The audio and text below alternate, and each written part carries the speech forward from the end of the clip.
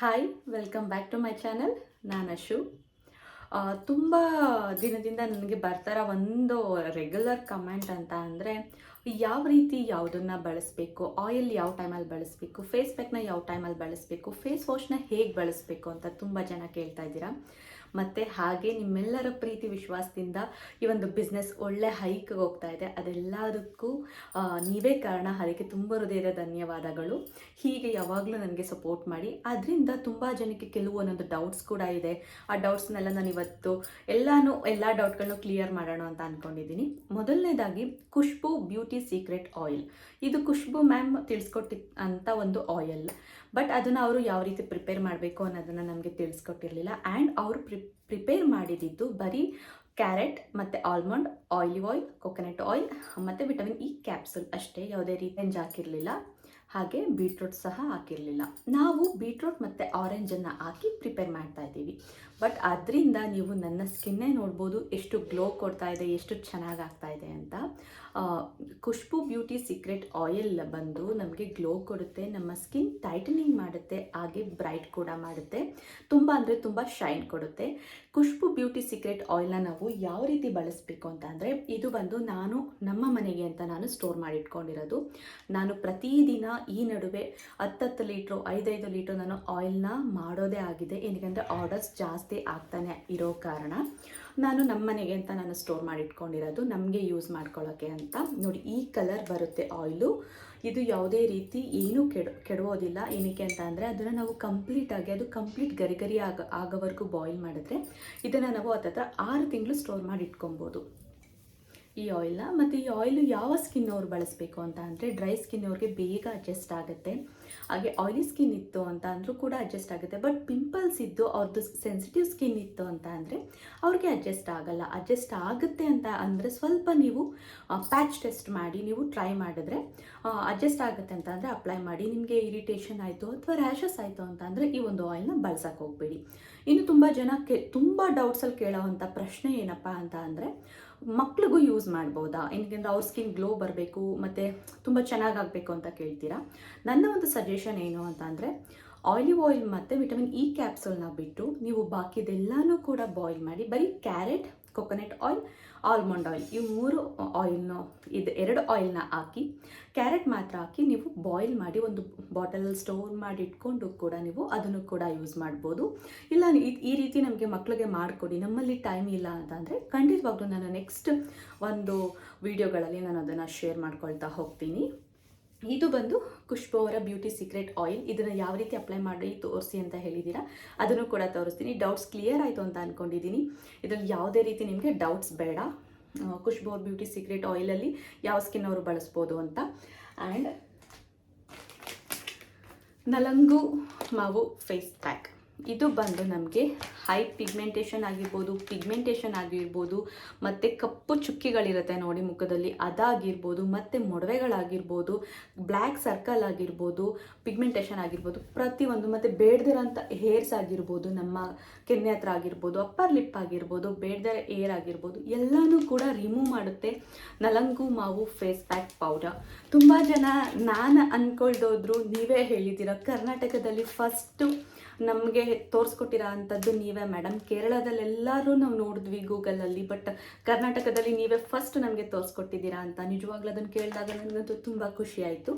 ಈ ಒಂದು ಪ್ಯಾಕಲ್ಲಿ ನಮಗೆ ವೈಟ್ನಿಂಗ್ ಕೊಡುತ್ತೆ, ಬೇಗ ಸನ್ ಟ್ಯಾನ್ನ ರಿಮೂವ್ ಮಾಡುತ್ತೆ, ಹಾಗೆ ಪಿಗ್ಮೆಂಟೇಷನ್ ಕೂಡ ಕಮ್ಮಿ ಆಗ್ತಾ ಹೋಗುತ್ತೆ. ಮತ್ತು ಅಂತ ಡಾಕ್ಟ್ರು ಅಷ್ಟೊಂದು ಓದಿ ಅವರೆಲ್ಲನೂ ನೋಡಿ ಮಾಡೋವಂಥ ಕ್ರೀಮೇ ಕೆಲವು ಸಲ ನಮ್ಮ ಮುಖಕ್ಕೆ ಅಡ್ಜಸ್ಟ್ ಆಗಲ್ಲ.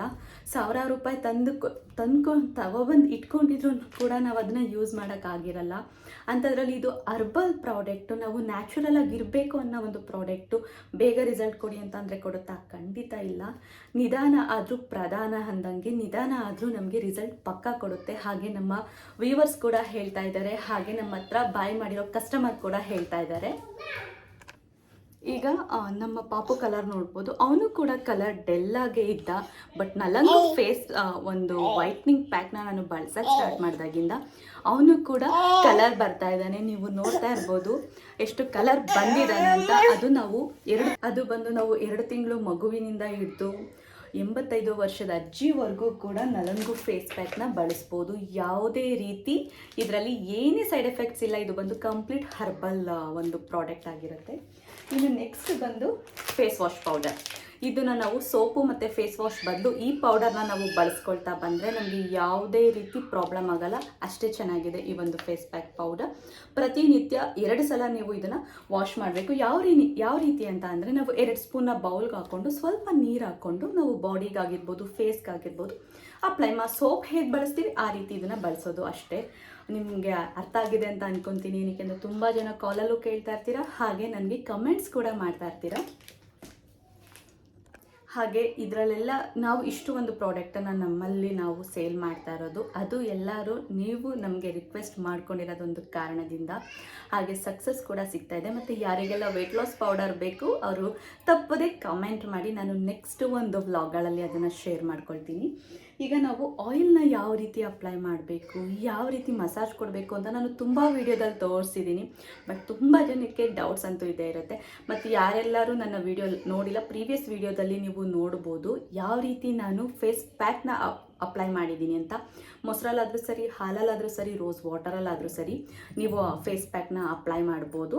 ಇನ್ನು ಫೇಸ್ ಪೌಡರ್ನ ನೀರಲ್ಲಿ ಮಿಕ್ಸ್ ಮಾಡಿ ಫೇಸ್ ವಾಶ್ ಪೌಡರ್ನ ನೀವು ಸ್ನಾನ ಟೈಮಲ್ಲಿ ಬಳಸೋ ಅಂಥದ್ದು. ನಾವು ಈ ಕಡಲೆ ಹಿಟ್ಟು ಅದು ಇದು ಬಳಸ್ತೀವಿ ನೋಡಿ, ಆ ರೀತಿ ಬಳಸೋ ಅಂಥದ್ದು. ಇನ್ನು ಗ್ಲೋಯಿಂಗ್ ಆಯಿಲ್ ಅಂತೂ ನಮ್ಮಲ್ಲಿ ತುಂಬ ಅಂದರೆ, ದಿನಕ್ಕೆ ಹೇಳಿದ್ನಲ್ಲ 10 kg ಎಣ್ಣೆ ನಾನು ಪ್ರಿಪೇರ್ ಮಾಡಿದ್ರು ಅಷ್ಟು ಕೂಡ ನಮ್ಮಲ್ಲಿ ಸೇಲ್ ಆಗ್ತಾ ಇದೆ. ಹಾಗೆ ಸ್ಮೆಲ್ ಅಂತೂ ನಿಜವಾಗ್ಲೂ ಅದ್ಭುತವಾಗಿದೆ. ಅಷ್ಟು ಒಂದು ನಮ್ಮ ಫೇಸ್ನ ಗ್ಲೋ ಮಾಡ್ತಾ ಇದೆ.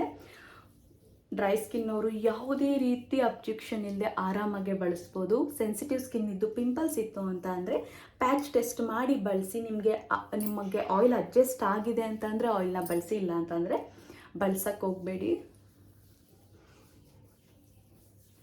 ಇನ್ನೇನು ನಿಮಗೆ ಡೌಟ್ಸ್ ಇದೆ ಪ್ಲೀಸ್ ನಿಮ್ಮ ಡೌಟ್ಸ್ನೆಲ್ಲ ನನಗೆ ಒಂದು ಇದರಲ್ಲಿ ಕಳಿಸ್ಕೊಡಿ ಕಮೆಂಟ್ ಬಾಕ್ಸಲ್ಲಿ. ಹಾಗೆ ಯಾರಿಗೆಲ್ಲ ಬೇಕು ನನ್ನ ಡಿಸ್ಕ್ರಿಪ್ಷನಲ್ಲಿ ನಂಬರ್ ಇರುತ್ತೆ, ನೀವು ಹೋಗಿ ಚೆಕ್ಔಟ್ ಮಾಡಿ, ನಂಬರ್ನ ಅಲ್ಲಿ ತಗೊಳ್ಳಿ. ಮತ್ತು ಏನೇ ಒಂದು ನಿಮಗೆ ಯಾವ ಪ್ರಾಡಕ್ಟ್ ಬೇಕು, ನಿಮಗೆ ಯಾವ ಪ್ರಾಡಕ್ಟ್ ಯೂಸ್ ಆಗ್ತಾ ಇದೆ ಆ ಪ್ರಾಡಕ್ಟನ್ನು ನನಗೆ ಕಮೆಂಟ್ ಮಾಡಿ, ಖಂಡಿತವಾಗ್ಲೂ ನಾನು ನಿಮಗೆ ಮಾಡಿ ತಲುಪಿಸ್ಕೊಡ್ತೀನಿ. ಇಷ್ಟೇ ಫ್ರೆಂಡ್ಸ್, ಇಷ್ಟೇ ನಾನು ಚೆನ್ನಾಗಿ ಮಸಾಜ್ ಕೊಡ್ತಾ ಇರೋದು. ಈಗ ನಾನು 2 ಮಂತ್ಸಿಂದ ಈ ಆಯಿಲ್ನ ದಿನ ಬಳಸ್ತಾ ಇದ್ದೀನಿ. ಓವರ್ನೈಟ್ ಬಿಡೋಕೆ ಹೋಗ್ಬೇಡಿ, ದಿನ ಆಯಿಲ್ನ ಬಳಸಿ. ಫೇಸ್ ಪ್ಯಾಕ್ ಬಂದು ವಾರದಲ್ಲಿ 2 ಸಲ ಬಳಸಿ. ಫೇಸ್ ವಾಶ್ ಪೌಡರ್ ಬಂದು ಡೈಲಿ ಬಳಸಿ.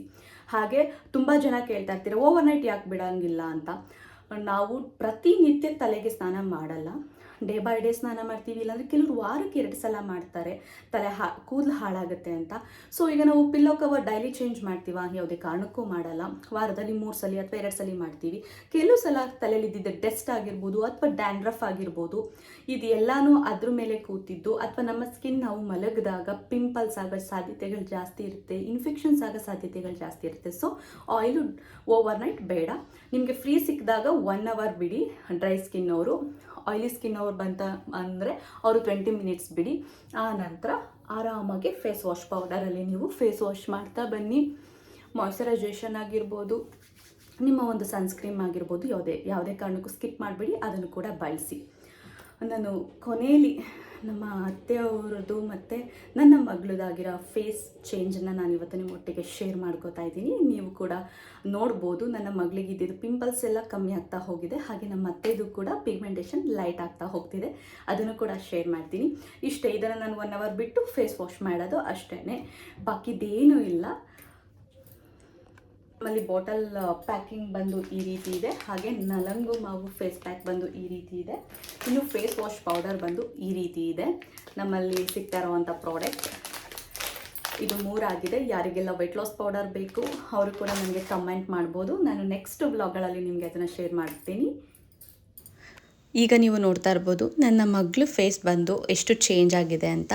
ಅಂದರೆ ಅವಳಿಗೆ ಕೆಲವೊಂದು ಈಗ ಮೆಚೂರ್ಡ್ ಆಗಿರೋದ್ರಿಂದ ಅವಳ ಹಾರ್ಮೋನ್ ಸ್ವಲ್ಪ ವೇರಿಯೇಷನ್ ಆಗಿ ಅವಳಿಗೆ ಹಣೆ ಮೇಲಾಗಿರ್ಬೋದು ಅಥವಾ ಮೂಗಿನ ಮೇಲಾಗಿರ್ಬೋದು ಸಣ್ಣ ಸಣ್ಣ ಗುಳ್ಳೆಗಳು ಸ್ಟಾರ್ಟ್ ಆಯಿತು. ಆ ಪಿಂಪಲ್ಸ್ ಅವಳಿಗೆ ಏನು ಕ್ರೀಮ್ ಹಾಕೋದು, ಏನಕ್ಕಿದ್ರೆ ಇನ್ನೂ ಚಿಕ್ಕವಳು, ಡಾಕ್ಟರ್ಗೆಲ್ಲ ತೋರಿಸಿದ್ರೆ ಅದಕ್ಕೆ ಅಡಿಟ್ ಆಗ್ತಾಳೆ ಅಂತ ನನಗೆ ಅನ್ನಿಸ್ತಿತ್ತು. ನಾನಾಗ ಫೇಸ್ ವಾಶ್ ಪೌಡರ್ನ ಪ್ರಿಪೇರ್ ಮಾಡಿ ಅವಳಿಗೆ ಬಳಸ್ತಿದ್ದೆ. ಆ ಪೌಡರ್ನೇ ಅವಳು ಇವತ್ತಿಗೂ ಬಳಸೋದು. ಹಾಗೆ ನಾನು ಅದಾದಮೇಲೆ ನಲಂಗು ಮಾವು ಫೇಸ್ ಪ್ಯಾಕ್ನ ಅವಳಿಗೆ ಬಳಸ್ತೀನಿ. ಮೊಸರಲ್ಲಿ, ಹಾಲಲ್ಲಿ ಅಥವಾ ರೋಸ್ ವಾಟರಲ್ಲಿ ಕಂಪ್ಲೀಟಾಗಿ ಅವಳಿಗೆ ಸಣ್ಣ ಸಣ್ಣ ಇದ್ದಿದ್ದ ಪಿಂಪಲ್ಸ್ ಎಲ್ಲ ಹಿಂಗೋದಂಗಾಗಿದೆ. ಹಾಗೆ ಸ್ಕಿನ್ ಕೂಡ ಬ್ರೈಟ್ ಬರ್ತಾ ಇದೆ. ಅವಳು ಕೂಡ ಈಗ ನೋಡೋಕ್ಕೆ ಇನ್ನೂ ಚೆನ್ನಾಗಿ ಕಾಣಿಸ್ತಾ ಇದ್ದಾಳೆ. ಅವಳು ಕಲರ್ ಇದ್ಲು ಮೊದಲೇ, ಬಟ್ ಇನ್ನೂ ಚೆನ್ನಾಗಾಗಿದ್ದಾಳೆ. ಇನ್ನು ನೀವು ನಮ್ಮ ಅತ್ತೆಯವ್ರಿಗೆ ನೋಡ್ತಾ ಇರ್ಬೋದು, ಇವರು ನಮ್ಮ ಅತ್ತೆ. ಅವ್ರಿಗೆ ಕೆನ್ನೆ ಮೇಲೆಲ್ಲ ಪಿಗ್ಮೆಂಟೇಷನ್ ಇತ್ತು. ಈಗ ನೋಡ್ತಾ ಇರ್ಬೋದು ಕಂಪ್ಲೀಟ್ ಅವ್ರಿಗೆ ಹೋಗ್ತಾ ಇದೆ. ಹಾಗೆ ಸೈಡಲ್ಲೂ ಕೂಡ ಮಂಕ್ ಆಗ್ತಾ ಇದೆ. ಅದು ಕಂಪ್ಲೀಟಾಗಿ ಹೋಗ್ತಾ ಇದೆ. ಮತ್ತು ಎಲ್ಲರೂ ಸ್ಕಿನ್ ಟೋನು ಒಂದೇ ಥರ ಇರಲ್ಲ. ಕೆಲವ್ರಿಗೆ 15 ದಿನಕ್ಕೆ ಹೋಗುತ್ತೆ, ಕೆಲವ್ರಿಗೆ 1 ತಿಂಗಳಿಗೆ ಹೋಗುತ್ತೆ, ಕೆಲವ್ರಿಗೆ 6 ತಿಂಗಳು ಬೇಕಾಗುತ್ತೆ. ಆದರೆ ಒಂದೇನಪ್ಪ ಅಂತಂದರೆ ಮಂಕ್ ಅಂತೂ ಆಗುತ್ತೆ ನಲಂಗು ಫೇಸ್ ಪ್ಯಾಕ್ ವೈಟ್ನಿಂಗ್ ಪೌಡರಿಂದ.